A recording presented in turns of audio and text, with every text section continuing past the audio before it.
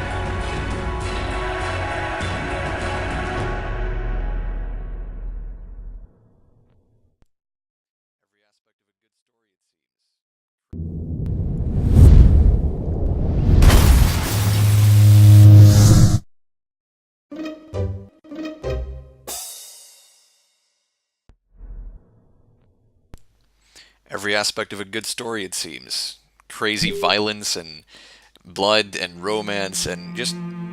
I think I'm going to like this one. Alright, fortunately the screen size is going to increase when I get in the game. I know that much because I rebound the keys.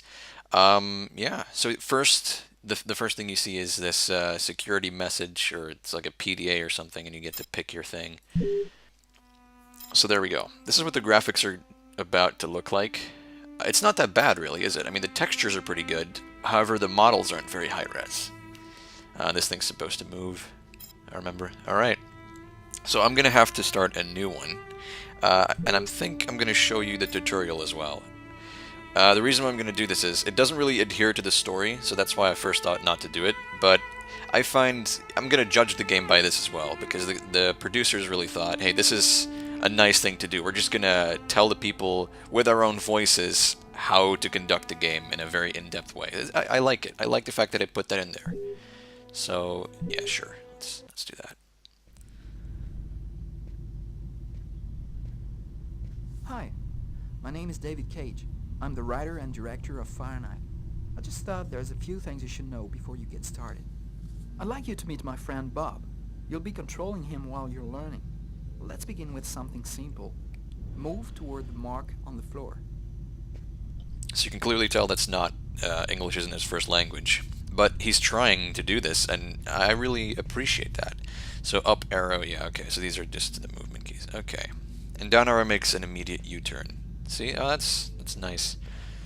Of course, you can use WASD if you want. I rebound those, because I'm left-handed. Alright. Oh, and you can also use both left and right. Yes.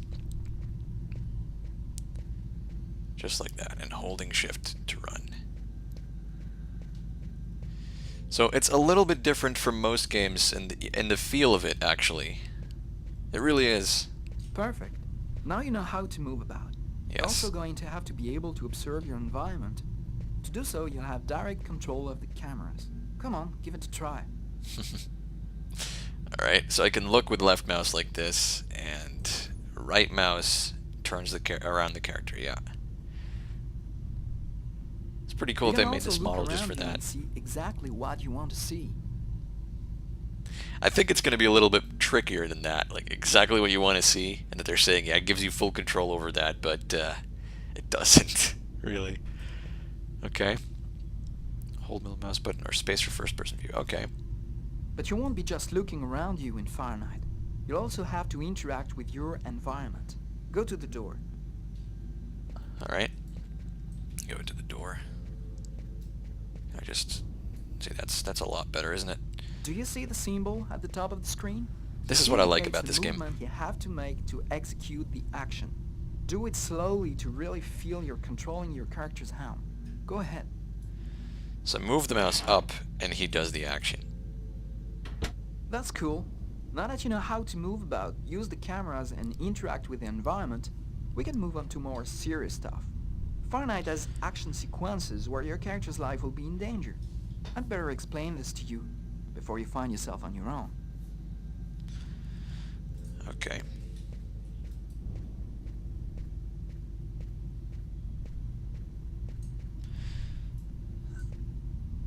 So drag the mouse up and he gets on there.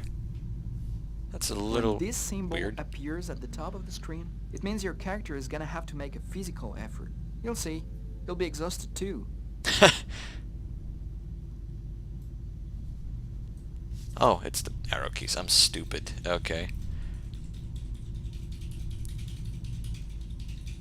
That doesn't really exhaust me so far, but I Hey, get it. not bad. Now for something a bit more difficult. You're gonna find yourself facing all kinds of dangers in Fahrenheit. You're gonna need a cool head and good reflexes if you want to survive. Let's see how it works. Oh god, okay. I have to press both of them, that's right. That happens. That's what can happen if you don't have good reflexes. Try again. I always thought it was or, but it's not.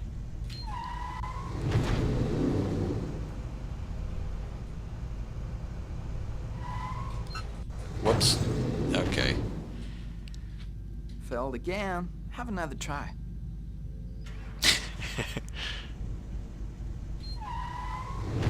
You have to press both at the same time. It's a little strange. I hope that's not going to happen in the game, because that will be a fucking tragedy. Because you only get to try once Okay, there. I see you've got the hang of it. Now we can move on to something else. You can also choose what you want to say in the dialogues in Fahrenheit. Let's give it a try. What do you think of my friend Bob?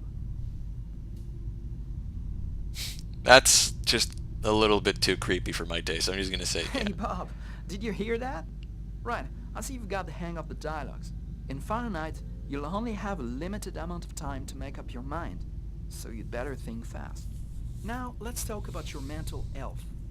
In Fahrenheit, your actions modify the psychological state of your character. Each time it changes, the symbol will appear on screen. Take care of your character, otherwise you may fall into depression, madness, or even commit suicide. Oh, I nearly forgot something important. In Fahrenheit, you'll be able to control all the main characters. Be careful.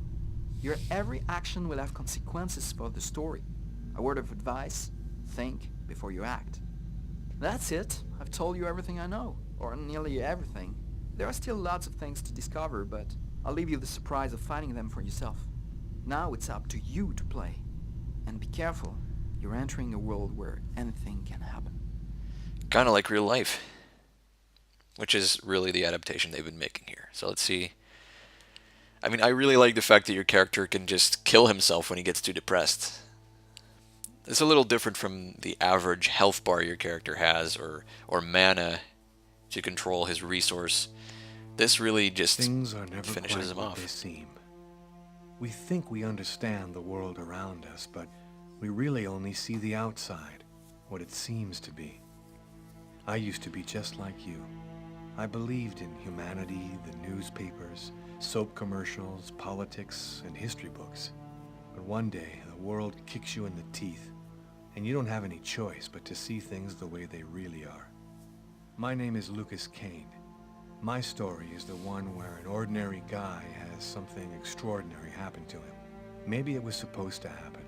Maybe it was my destiny or my karma or whatever. I know one thing for sure. Nothing's ever going to be the same again.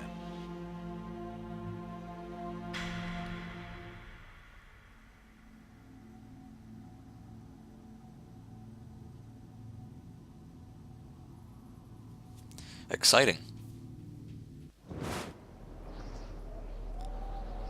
It all started right here. Where else could it happen? New York, capital of the universe. The chessboard destiny chose for the last big game. I was just another pawn living my pawn's life. Until that night, when my life descended into chaos. It really plays out like a movie, doesn't it? I genuinely like that aspect. So you're just playing an interactive movie, and every action you take will have a dynamic effect on the story. And every action you take will also limit, obviously, any next actions you'll be able to take. I really like how they work that out, and you'll notice very soon. I've only played just a little bit, the part within the diner that you see here, and that's about it. But yeah, I really like it so far. And I can see how certain things, when I play as one character, would limit what I can do with the other, or vice versa. It's like wanting one character to win in the story. I'm not sure if it's actually qualifying as winning, but there you go. So first you play the protagonist.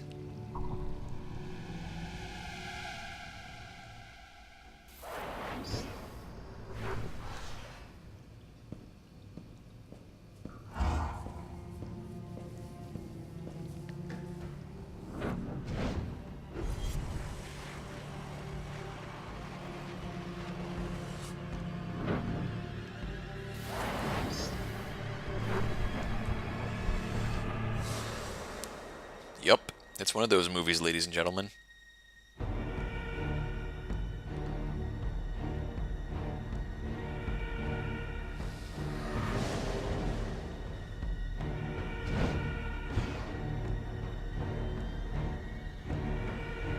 Come on, look in the mirror, damn it.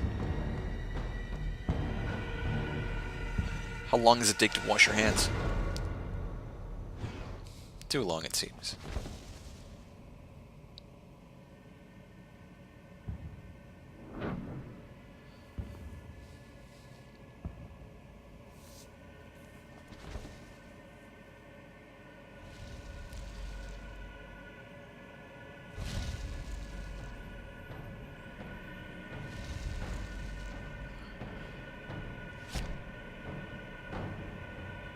All right.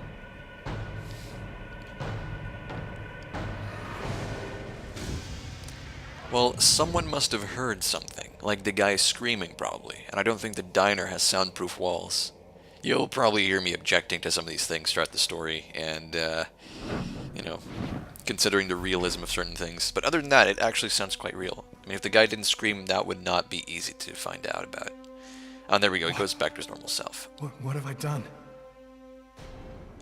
I think I'd go beyond depressed if I just murdered someone and realized it. There, the symbol of the story, I didn't crow. want... It was like a dream.